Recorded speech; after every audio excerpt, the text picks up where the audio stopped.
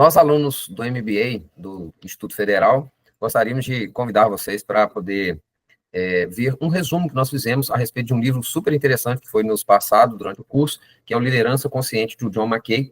Ele já tinha escrito, né, o Capitalismo Consciente, onde ele fala para as empresas serem conscientes, mas aí surgiu esse objetivo de criar o livro Liderança Consciente, porque eles entendem que, começando pela liderança, a gente consegue atingir as empresas, e das empresas a gente consegue atingir até o mundo. Os princípios fundamentais da liderança consciente, eles destacam, né, que as organizações elas precisam e podem, né, transcender aí a busca em relação, para não ficar a busca exclusiva pelo lucro, né, e partir para áreas sustentáveis, para coisas abrangentes, enfatizando principalmente a responsabilidade corporativa da empresa, com impactos na área humana, com impactos na área ambiental. O motivo da liderança consciente normalmente, quando você pensa em empresa, se pensa apenas em lucro, né? O mais normal.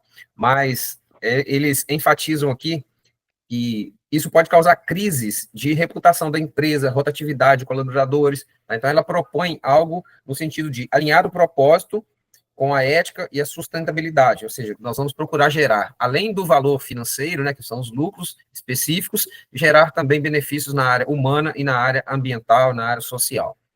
A seguir, nós vamos falar a respeito dos capítulos do livro. O primeiro capítulo falando sobre priorizar o propósito, né, como eu comentei no início. Quando se pensa em empresa, às vezes se pensa principalmente no lucro, mas nesse caso aqui, a liderança consciente fala para a gente poder pensar realmente por que nós existimos, ou seja, no final da nossa vida, será que valeu a pena? Né, você pensar de trás para frente, será que eu contribuí, deixei algo marcado? Então, a empresa, se as lideranças começarem a pensar dessa forma, a empresa também começa a colher os benefícios relacionados a isso. Ainda dentro da parte de visão e virtude, o capítulo 2 vai falar sobre liderar com amor. Esse amor que normalmente, quando a gente pensa em empresas, normalmente a gente está acostumado a ver muito falar como se fosse a arte da guerra, né? E, na verdade, aqui liderar com amor é você pensar no próximo, você entender que o próximo também é um ser humano, que ele também precisa de apoio, tá?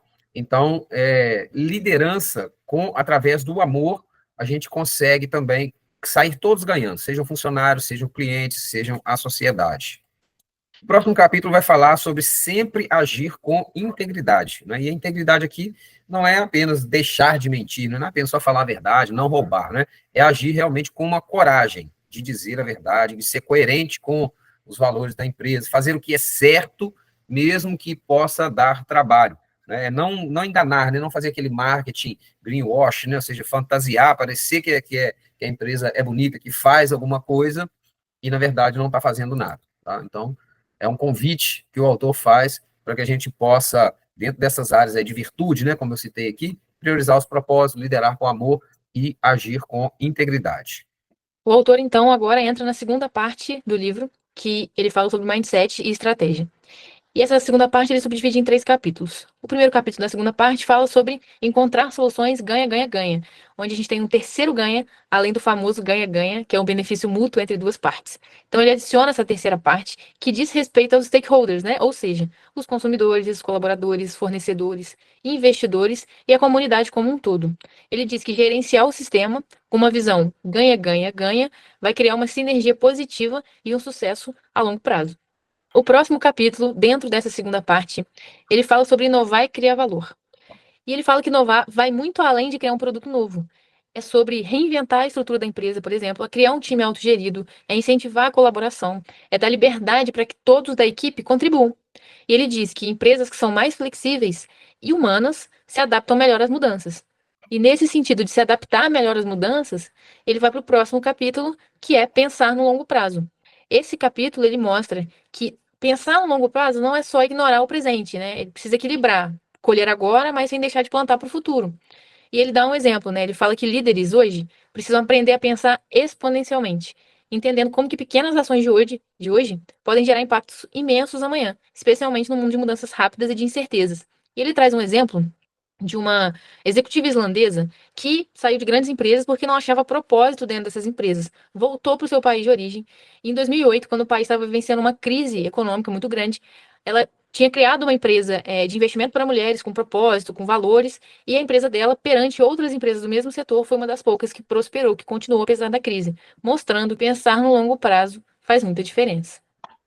Agora vamos para a última parte do livro, que é a parte 3, que trata das pessoas e da cultura, que é dividida nos capítulos 7, 8 e 9. O capítulo 7 trata de desenvolver a equipe constantemente, porque uma equipe bem cuidada, ela é a base de uma empresa de sucesso.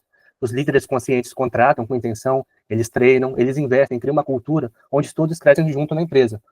E a segurança psicológica e confiança e apoio mútuo são os pilares dessa alta performance que pode ocorrer na empresa. O capítulo 8 revitalize-se regularmente, pois um líder esgotado ele não consegue lidar com clareza na empresa. Traz muitos prejuízos. Então, cuidar da mente, do corpo, é essencial para a alta performance dele. Uma pausa, o contato com a natureza, as atividades simples, fora do trabalho, ajuda a recuperar essa energia e a criatividade para ele trazer para suas atividades diárias na empresa. Por isso, descansar é muito estratégico, pois ele vai conseguir se revitalizar e vai trazer vários benefícios para a empresa, pois ele vai estar com 100% de sua energia, ele não vai estar afetado, prejudicado pelo cansaço. Agora vamos para o último capítulo, capítulo 9, que é aprender e crescer continuamente, porque liderar bem é aprender sempre, buscar novos conhecimentos, ler sobre novos temas diferentes, desenvolver a inteligência emocional faz toda a diferença dentro da empresa. O crescimento pessoal de um líder, ele se reflete diretamente na qualidade da sua liderança na empresa. Então, é muito bom ele sempre buscar novos conhecimentos, trazer aquilo para dentro da empresa, porque vai agregar e vai melhorar o desempenho da empresa no geral. Sempre vai trazer benefícios. Então, o que ele puder se qualificar, aprender, vai ser bom para a empresa e vai trazer vários benefícios em todos os âmbitos do ambiente profissional. Então, concluímos que a liderança consciente se revela naquelas ações diárias, íntegras que temos, orientadas pelo nosso propósito e guiadas pelo amor.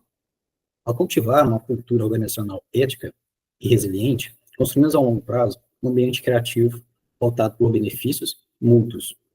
Ao cuidarmos de nós mesmos e dos outros, desenvolvemos ali um espírito essencial na liderança consciente.